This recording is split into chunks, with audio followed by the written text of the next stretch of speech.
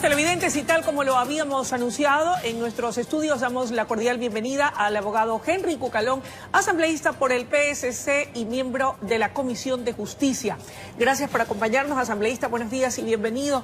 Entiendo que esta va a ser una semana ardua y en lo que a usted respecta, espera que la Asamblea ponga todo de sí para tratar los temas que el país espera se traten. Muy buenos días televidentes. Efectivamente, la Asamblea Nacional está en deuda con los ciudadanos.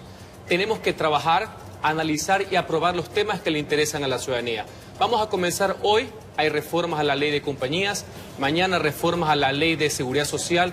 Ha entrado el veto al Código Integral Penal, será analizado inmediatamente el día miércoles por la Comisión de Justicia, y asimismo el día viernes se remitió el proyecto de ley de crecimiento económico, ley de urgencia económica, donde hay algunos aspectos positivos que creo que hay que tener la apertura y seriedad para tratarlos y que ojalá pueda ser una herramienta que mejore la generación de empleo. Y en ese sentido, ¿cuál va a ser la postura del Partido Social Cristiano? ¿Hay algo que de pronto no les gusta o no les termina de convencer, más allá de lo positivo que ha señalado? Todo lo que sea incentivos y estímulos al sector privado, que propenda a la reactivación del mismo y por tanto a la consecución del empleo, contará con nuestro apoyo. Por ejemplo, yo saludo la eliminación de esa proterva figura del anticipo del impuesto a la renta, que se constituye en un castigo para el sector privado.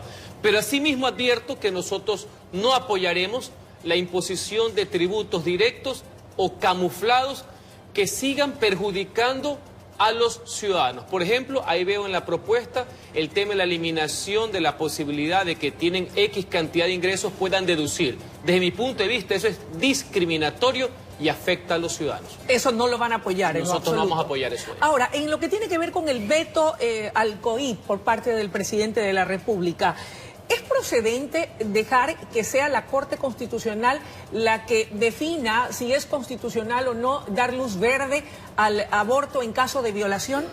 El Ejecutivo ha hecho lo correcto, ha vetado por vicios de constitucionalidad y lo ha remitido a la Corte una disposición transitoria que se refería al artículo 150. Y esto obedece una lógica. Si el artículo 150, que se trataba sobre la despenalización del aborto en caso de violación, no fue aprobado, es lógico que una transitoria para implementar ese artículo no pueda tener vigencia. Eso fue un error de la Asamblea Nacional. Él lo ha remitido a la Corte Constitucional para que declare la inconstitucionalidad de esa disposición transitoria. ¿Qué es lo que hace el presidente? Eso sí, le da una categorización, explica y se suma a los pedidos de que esto es una estigmatización, esto es una criminalización hacia la mujer que ha sido víctima de una violación y pasa a ser revictimizada en el caso que tome esta decisión. Será la Corte quien tenga que dirimir, pero fundamentalmente lo que ha hecho el presidente es correcto. Es imponer que hay una inconstitucionalidad de un artículo transitorio de algo que no se aprobó. Yo en lo jurídico estoy de acuerdo con eso. Asambleísta, en lo que concierne a que se permita mostrar el rostro de aquellos delincuentes que son, agarrados con las manos en la masa y en delito flagrante, ¿qué es lo que dice ese veto parcial del presidente de la República y qué opinan ustedes? Hay un aspecto netamente positivo en aquello.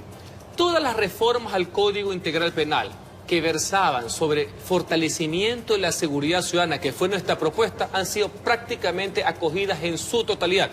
Yo saludo, yo pondero esa decisión del presidente. Y ahí está ese artículo que usted menciona, que en casos de delitos flagrantes, es decir, con las manos en la masa, que ocurren en los delitos que más preocupan a la ciudadanía, que son los delitos contra la vida, los asesinatos, la violación, por poner un ejemplo, se permita mostrar el rostro e identificar a la persona que ha sido detenida en ese momento. El presidente ha considerado que es lo apropiado, no lo ha vetado, lo cual es sumamente positivo y se puede convertir en una herramienta para evitar la impunidad y también ayudar a que otras personas puedan tomar la decisión también de denunciar cuando los vean en televisión. Y lo más importante, esto no afecta la presunción de inocencia porque eso solo se determina con la culpabilidad de la persona que ha sido acusada. Otros temas pendientes que aún están por discutir y por el cual el país espera, código o reformas al Código de la Salud, Código de la Democracia. Efectivamente, el Código de la Democracia es importante, se nos está agotando el tiempo, tomando en cuenta que esto debe estar aprobado hasta noviembre para que el presidente pueda conocerlo y vetarlo y que pueda estar antes del año de las elecciones, que sería en febrero del 2020. Siempre teniendo en cuenta que lo que quiere la ciudadanía es la pureza del sufragio, la transparencia del proceso electoral. Creo que hay puntos importantes que hay que insistir, como son los temas del Tribunal Contencioso Electoral. Queda pendiente la ley orgánica de la función legislativa y, como usted bien menciona, el Código de Salud. Asambleísta Cucalón, usted dijo al inicio de la entrevista, y es consciente y asume a culpa de que la Asamblea está en deuda con el país. Fue muy cuestionado durante los días de la paralización lo que la ciudadanía calificó como una actuación nula, por decirlo de alguna manera, por parte de la Asamblea frente a la conmoción social que vivía el país.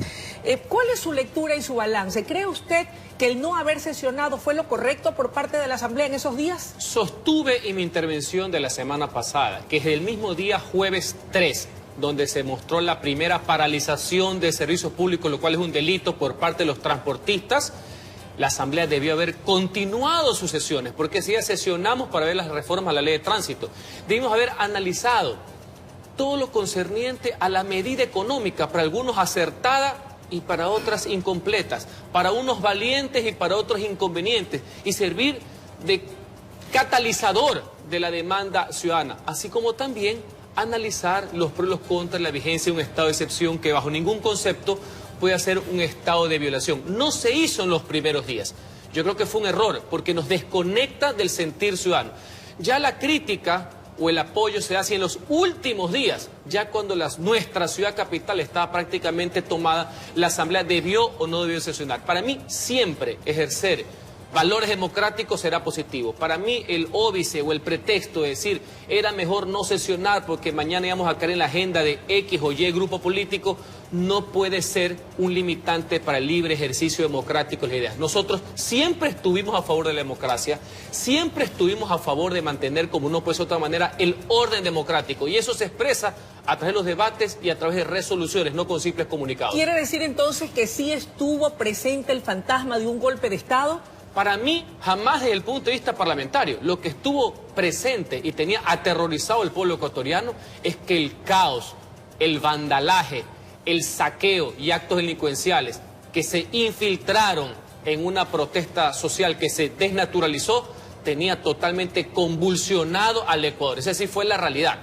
Y eso es lo que es condenable a todos puntos de vista, porque no es dable que el pueblo ecuatoriano haya vivido 11 días de zozobra y anarquía. Asambleísta, ¿cómo queda el país ahora? Porque hay algunos sectores que hablan de un país fracturado, de un país con una herida abierta que tomará mucho tiempo cerrarla. Sin duda alguna, el tejido social ecuatoriano se encuentra sensible. Hay una grave fractura social del cual nosotros tenemos que abonar para que no se siga fracturando más. Hay responsabilidades jurídicas que se tienen que tomar. Será la justicia quien determine quiénes violaron la ley y que tienen que ser sancionados por aquello. Pero al mismo tiempo tenemos que trabajar sin exclusión alguna en evitar que tanto odio, tanta violencia, tanta estigmatización se tome el sentir ecuatoriano. Asambleísta, la frase de que se queden en el páramo del abogado Jaime Nebot generó sin duda mucha controversia y cierto rechazo, sobre todo en el movimiento indígena.